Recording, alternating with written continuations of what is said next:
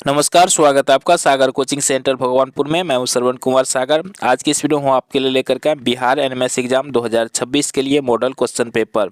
आप देख रहे हैं कि यहां पर 2024 लिखा है, मैं इसको 2026 बोल रहा हूं। तो इसका कारण यह है कि ये जो क्वेश्चन पेपर मैंने लिया है ये बिहार एनएमएस एग्जाम 2024 में पूछा गया ओरिजिनल क्वेश्चन पेपर है। तो इसके आधार पर हम बताएंगे कि 2026 में किस प्रकार का पेपर आने वाला है, क्या पैटर्न चेंज होने वाला है या नहीं होगा। तो उन सब बातों का जानकारी आपको इस वीडियो में दी जाएगी, इसलिए इस वीडियो को पूरा जरूर देखिएगा। तो चलिए वीडियो को शुरू करते हैं। तो 2026 में जो पेपर आएगा आपको इसी तरह से लिखा हुआ मिलेगा, सारा कुछ सेम रहेगा। बस यहाँ 2024 जहाँ पे आप देख रहे हैं यहाँ पर 2026 लिखा मिलेगा। बाकी ये जो निर्देश दिया गया इसी प्रकार रहने वाला है।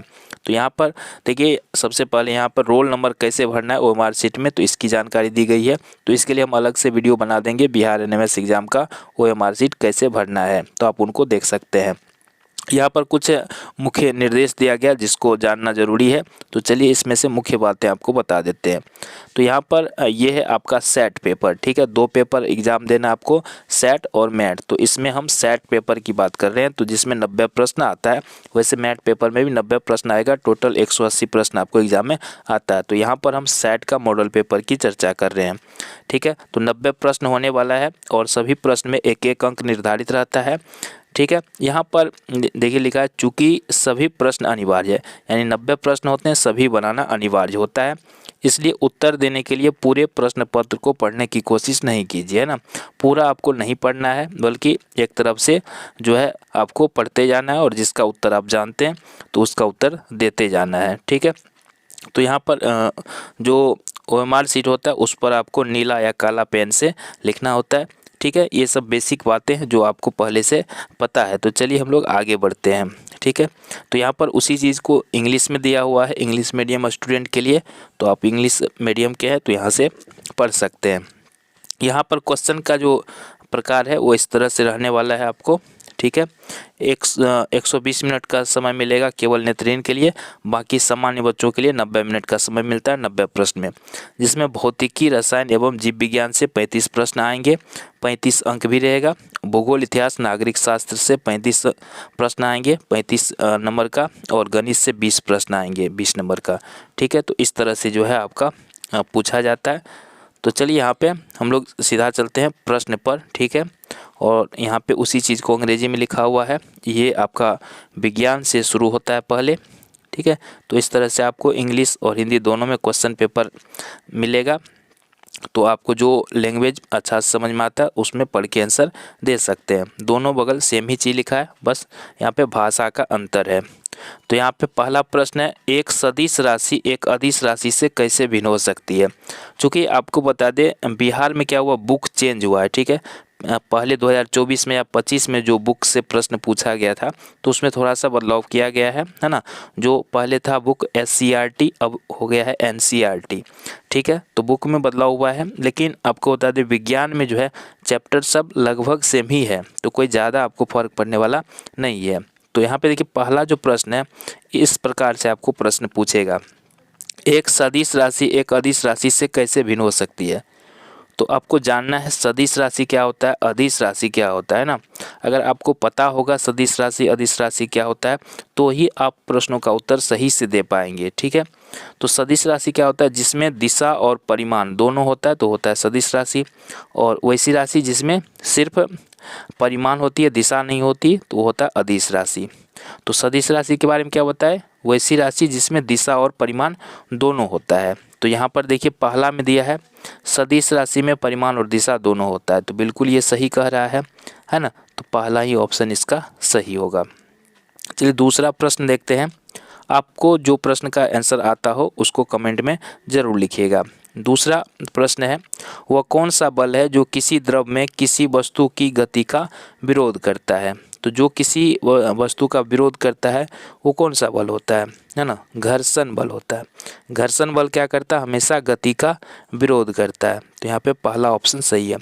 आप किस टॉपिक पर वीडियो चाहते हैं तो कमेंट में ज़रूर लिखिएगा, ताकि हमें पता चले कि आप लोग कौन सा वीडियो देखना पसंद करेंगे, किस चैप्टर का वीडियो देखना पसंद करेंगे या किस टॉपिक पर आप लोग वीडियो चाहते हैं। तो अपना राय कमेंट बॉक्स में ज़रूर लिखिएगा। तीसरा प्रश्न लेते हैं, किस स्थिति में स्थैतिक घर्षण सबसे बड़ा होगा, है ना। तो स्थैतिक घर्षण बड़ा कब होगा ये पूछा जा रहा है ना। तो देखिए चिकनी सतह पे तो नहीं होगा, खुरदरी सतह पर रखा हल्का बक्सा ये भी नहीं होगा, खुरदरी सतह पर रखा भारी बक्सा, तो ये क्या होगा, यहाँ पर स्थैतिक घर्षण बड़ा होगा क्योंकि यहाँ पर अधिक बल का प्रयोग करना पड़ेगा। तो स्थैतिक घर्षण होता क्या है, तो आइए इसको उदाहरण से समझते हैं। आपने साइकिल ज़रूर चलाया होगा, है ना। जब आप साइकिल चलाते हैं तो क्या होता है, पहली बार साइकिल को गति में लाने के लिए थोड़ा ज़्यादा बल लगाने की आवश्यकता होती है ना, ज़्यादा ज़ोर से पैडल मारने की आवश्यकता होती है। तो किसी चीज़ को गति में लाने के लिए जो बल लगाते हैं तो वो होता है, वहाँ पर ज़्यादा बल लगाने की आवश्यकता होती है, तो वो होता है स्थैतिक घर्षण बल, ठीक है। और जब साइकिल ऑलरेडी गति में रहता है, चल रहा होता है, तब हमें उतना ज़्यादा ज़ोर से पैडल मारने की आवश्यकता नहीं पड़ती, तो वो होता है सर्पी घर्षण, ठीक है। तो यहाँ पर स्थैतिक घर्षण में ये हो जाएगा तीसरा वाला ऑप्शन सही होगा। आइए नेक्स्ट क्वेश्चन लेते हैं। निम्नलिखित में कौन सी सतह सबसे अधिक नियमित प्रतिबिंब उत्पन्न करेगी, तो सबसे अधिक नियमित प्रतिबिंब, तो चिकनी और पॉलिश की हुई सतह पर क्या होगा, अधिक नियमित और प्रतिबिंब उत्पन्न होगा। चिकनी सतह पर ज़्यादा होता है, तो दूसरा ऑप्शन सही है। अगला प्रश्न लेते हैं। 2 लीटर वर्ग क्षेत्र में 800 न्यूटन की बल लगाई जाती है, क्षेत्र का दबाव क्या होगा, दबाव यानी दाब क्या होगा, तो दाब का सूत्र क्या होता है, बल बट्टा क्षेत्रफल। दाब बराबर क्या होता है, बल बट्टा क्षेत्रफल, ठीक है। तो फॉर्मूला आपको याद रखना है, तो बल बट्टे क्षेत्रफल। तो बल देखिए यहाँ पे 800 दिया हुआ है, ठीक है, और यहाँ पे कितना दिया हुआ है, 2, है ना। बल बट्टा क्षेत्रफल, तो क्षेत्रफल दिया 2 लीटर वर्ग क्षेत्र में, तो यहाँ पे कट जाएगा, कितना हो जाएगा 400, तो पहला ऑप्शन यहाँ पे सही होगा। अगला है, बड़े क्षेत्रफल पर बल लगाने से दाब का मान किस प्रकार परिवर्तित होता है ना। बड़े क्षेत्रफल पर अगर बल लगाएंगे तो दाब का मान क्या होता है, घट जाता है, ठीक है। क्या हो जाएगा, दाब का मान घट जाएगा। अगला है, जब एक प्रकार की किरण किसी दर्पण पर 25 डिग्री के कोण पर पड़ती है तो प्रतिबिंब का कोण क्या होगा, है ना। तो इस स्थिति में 25 डिग्री पर है तो उसका कोण भी 25 डिग्री पर ही होगा, तीसरा ऑप्शन सही है। उच्च आवृत्ति वाले ध्वनि तरंगों को क्या माना जाता है, तो इसको माना जाता है ध्वनि की तीक्ष्णता या पिच का अधिक होना। निम्नलिखित में ध्वनि किस माध्यम में नहीं चल सकती, तो ध्वनि निर्वात में नहीं चल सकती, है ना। निम्नलिखित में कौन सा असंपर्क बल है ना, असंपर्क बिना संपर्क किए जिसमें बल लगता है, तो वह है चुंबकीय बल। विद्युत लेपन में कैथोड किस तरह का होता है, तो विद्युत लेपन में कैथोड होता है ऋण आवेशित। अगला प्रश्न देखते हैं। देखिए रब के लिए आपको क्वेश्चन पेपर पे ही इसी तरह से जगह दिया रहेगा।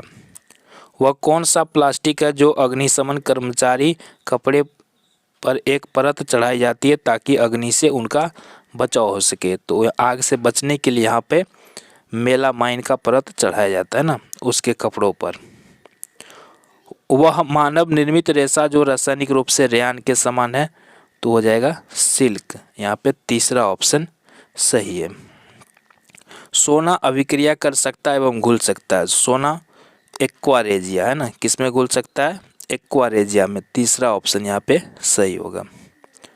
जब कॉपर के एक पात्र को आर्द्र हवा में लंबे समय तक रखा जाता है तब उनके सतह पर हरे रंग की परत जम जाती, उस हरे रंग का सूत्र क्या है, तो इसका सूत्र क्या होता है CuOH2 प्लस CuCO3।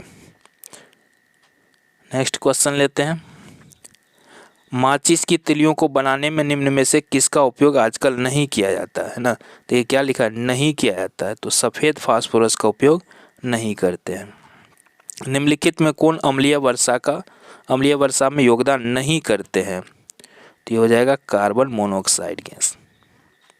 निम्नलिखित में कौन दहन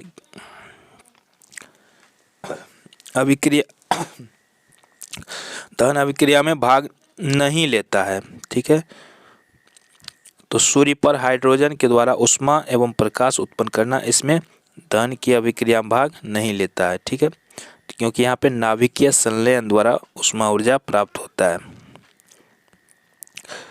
कॉपर के पात्र पर चांदी की परत चढ़ाने के लिए निम्न में से किस पदार्थ का उपयोग किया जाता है? तो यहाँ पे किया जाता है सिल्वर नाइट्रेट विलयन का।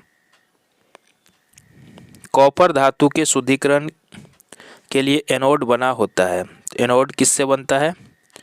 धनात्मक एवं अशुद्ध कॉपर से। पानी के विद्युत अपघटन की प्रक्रिया में क्या होता है? ऑक्सीजन गैस एनोड पर उत्पन्न होगा एवं हाइड्रोजन गैस कैथोड पर उत्पन्न होगा। आग को बुझाने के लिए निम्नलिखित में से कौन सा रासायनिक पदार्थ को सूखे पाउडर के रूप में आग पर उपयोग में लाया जाएगा? तो इसके लिए हम लोग उपयोग करते हैं खाने वाला सोडा। फसल उगाने का पहला चरण क्या है? फसल उगाना है तो इसका पहला चरण है आपका मिट्टी को उलटना एवं ढीला करना। सूक्ष्म जीवों को वर्गीकृत किया गया 4 प्रमुख वर्ग में। निम्नलिखित में कौन क्षय रोग के लिए रोग कारक सूक्ष्म जीव है? तो क्षय रोग किसके कारण होता है? जीवाणु के कारण, बैक्टीरिया के कारण होता है। किस तापक्रम पर दूध को पाश्चरीकृत किया जाता है? 70 डिग्री सेल्सियस पर। किस राज्य में बेतला नेशनल पार्क है? तो बेतला नेशनल पार्क आपका झारखंड में है। वैसी अवस्था जिसमें माँ के गर्भाशय में शरीर के सभी अंग पहचाने जा सकते हैं तो उसको क्या बोलते हैं? गर्भ बोलते हैं। या तीसरा ऑप्शन सही होगा। मनुष्य में निषेचन होता है, कहाँ पर होता है मनुष्य में निषेचन?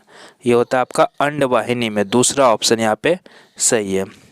स्त्री प्रजनन तंत्र के अंगों का सही क्रम क्या है? तो यहाँ पे सही क्रम होगा अंडाशय, अंडवाहिनी, गर्भाशय और योनि। दूसरा ऑप्शन सही है।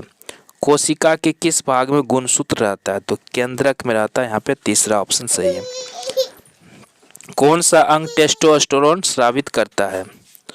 तो टेस्टोस्टेरोन क्या पुरुष हार्मोन है? तो ये वृषण द्वारा स्रावित होता है। निम्नलिखित में कौन सा जीवाणु दलहनी पौधों के जड़ों में पाया जाता है? तो कौन सा होता है? राइजोबियम। पहला ऑप्शन सही है। खेत से अवांछनीय पौधे को हटाने को क्या बोलते हैं? निराई बोलते हैं। और साइंस का अंतिम प्रश्न है, निम्नलिखित में कौन भिंडी में पीली सिरा मोजक रोग यानी पीत रोग के लिए उत्तरदायी है? तो इसके लिए होता है विषाणु। तो ए ऑप्शन सही है। तो आज का वीडियो में इतना ही। नेक्स्ट जल्द ही आएगी, तो इसके लिए चैनल पे नए हैं तो सब्सक्राइब जरूर कर लीजिए। धन्यवाद।